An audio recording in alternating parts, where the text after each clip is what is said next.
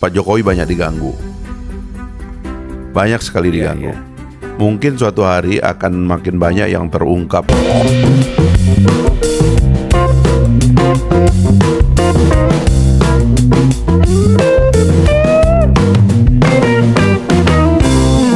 Assalamualaikum warahmatullahi wabarakatuh. Shalom, Om Swastiastu, Namo Buddhaya, salam kebajikan. Kembali lagi dengan saya di sini Leonardo Sirait. Pada kesempatan kali ini teman-teman, saya mau membagikan video yang sangat lucu, aneh dan asik lah gitu ya. Dimana teman-teman dari pengamat politik, yaitu politikus Bung Fahri Hamzah. Oke, tanpa berlama-lama langsung saja kita lihat videonya. Boom. Mungkin suatu hari akan makin banyak yang terungkap dimensi-dimensi dari rekonsiliasi Pak Prabowo dan Pak Jokowi yang dua kali bertempur di dua pilpres 2019-2014 itu, Bang. Jadi misalnya hilirisasi itu, Bang, ya. Ini kita bicara global economy ya. Saya dengar hilirisasi ini Pak Jokowi banyak diganggu. Banyak sekali diganggu. Karena ini kan macam watak VOC, Bang. Orang pengen cuman datang ke Indonesia, ngeruk sumber daya alam. Sumber daya alam itu dikeruk dan nanti dia bikin lubang-lubang di tanah bangsa kita. Habis itu rakyat dibiarkan miskin. Seperti teori kolonialisme kuno itu, ya. Atau kapitalisme kolonial itu. Atau jadi kalau istilah Bung Karno itu kapitalisme rakus. Kapitalisme rakus ya. Ya, apa namanya, dirty, greedy capitalism. Ya. Jadi teorinya itu tiga. Daerah jajahan adalah sumber pekerja murah. Daerah jajahan adalah sumber daya alam yang dikeruk. Daerah jajahan adalah sumber pasar bagi mereka. Jadi setelah mereka keruk sumber daya alam kita, buruh atau kerja murah gitu, dia kasih kita uang sedikit, lalu dengan uang sedikit itu dia jual produk-produk mereka kepada kita. Nah, akhirnya ngambil keputusan hilirisasi. Banyak yang ganggu. Karena basis dari industrialisasi kan begitu ekonomi itu kan, Bang.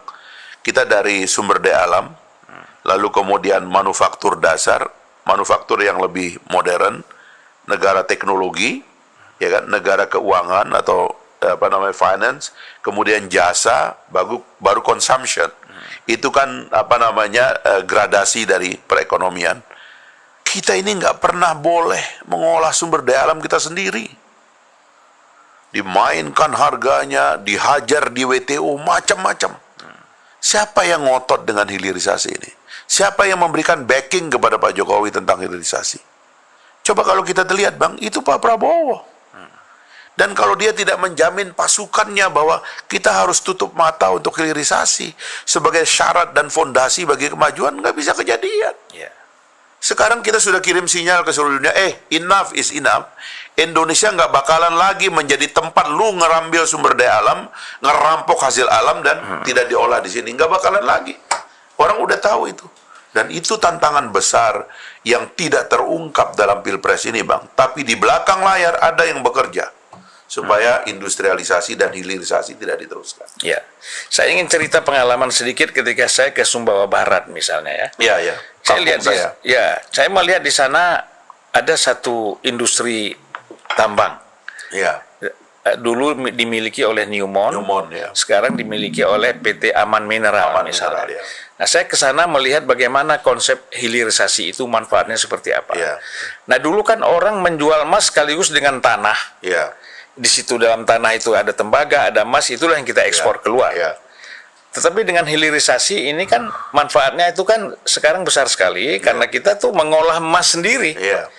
Baru setelah menjadi emas batangan, kita jual ke sana. Itu kan luar biasa.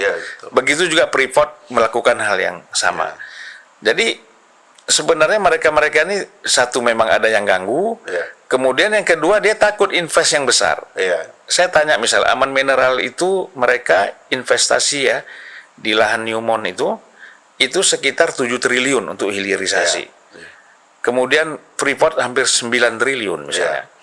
Saya nggak tahu Cina yang bikin nikel-nikel itu berapa triliun di sana. Jadi ini investasi yang luar biasa sebenarnya. Nah ini orang nggak paham nih. Betul. Orang ini kan gampang sekali tersentuh emosi, ya kan? Persoalan-persoalan yang sebenarnya bukan hal prinsip.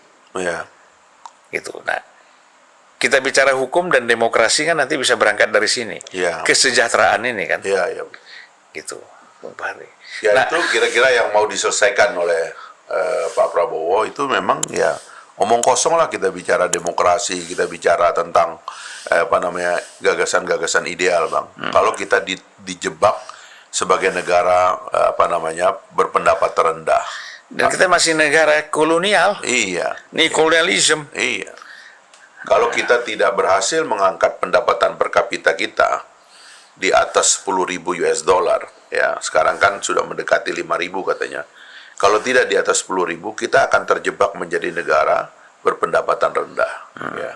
Nah karena itulah kita harus keluar dari sini. Pak Jokowi sudah bikin fondasi pada infrastruktur fisik.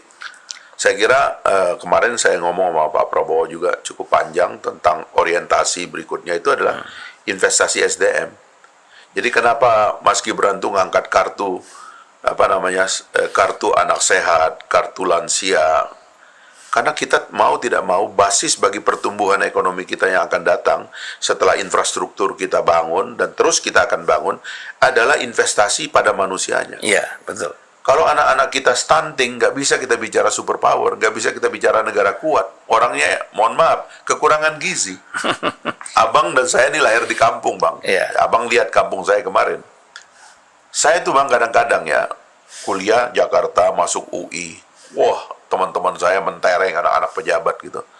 Kadang-kadang saya mikir, alhamdulillah ibu saya itu makan apa saya, sehingga otak saya lumayan agak kuat lah, cuman mau masuk. Tapi kata abang ya, Bang apa Bang? Bang Muiz. Bang Muiz bilang Fahri itu menjadi pinter.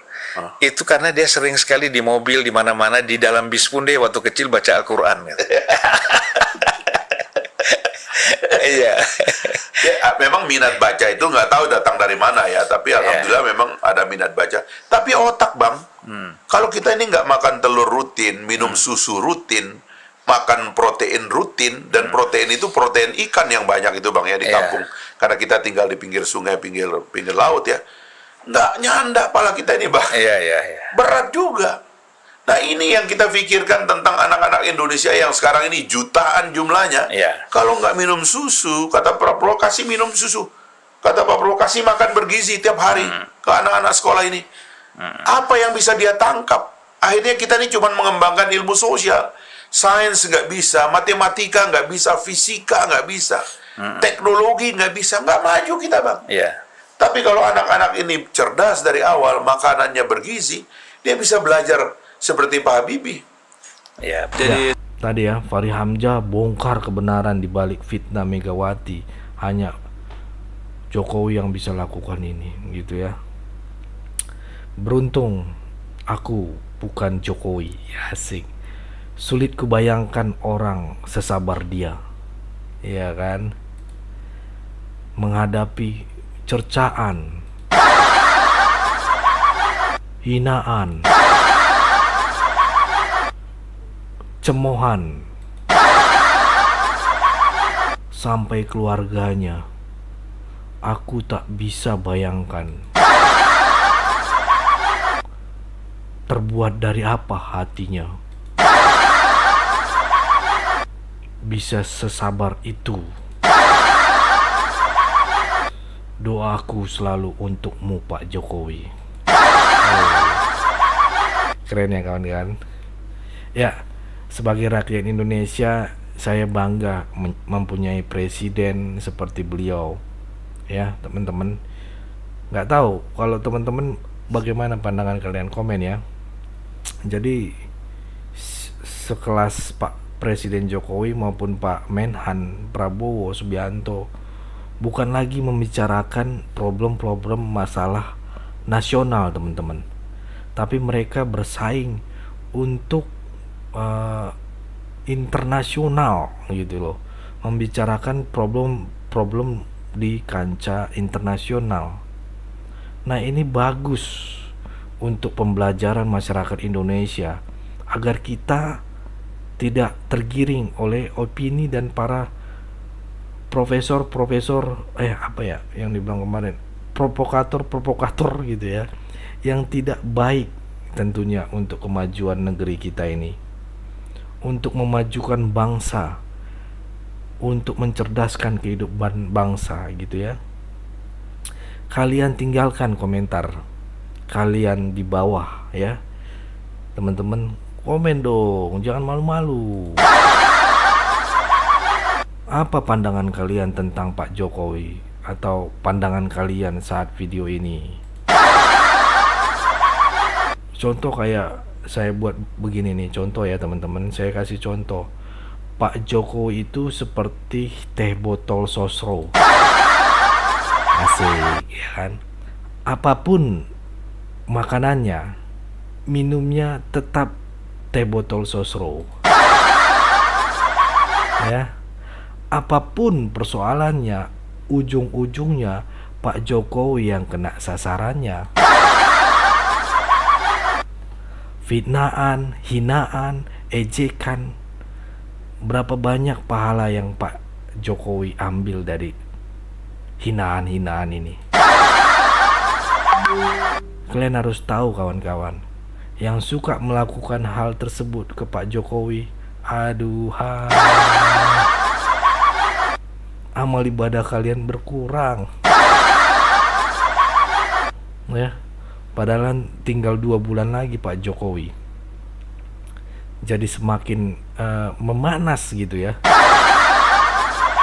Para pembenci Jokowi ya makin kejang-kejang.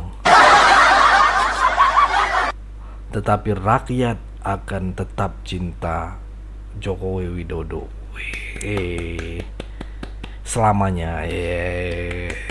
Dan itu pembencinya tahu IKN adalah sejarah yang akan terus dikenang, yang tidak akan lepas dari keberanian Jokowi yang ditantang oleh pembenci-pembenci itu. Oke deh, panjang banget nih. Jangan lupa komen, share, dan bagikan video ini teman-teman. Dan saya akhiri video ini, pokoknya tetap jaga persatuan Indonesia, jangan mau terpecah belah, jangan mau diadu domba dengan bangsa sendiri. Tetap jaga rukun, aman, persatuan Indonesia, karena NKRI harga mati. Saya Leonardo Sirait mohon undur diri. Bye bye.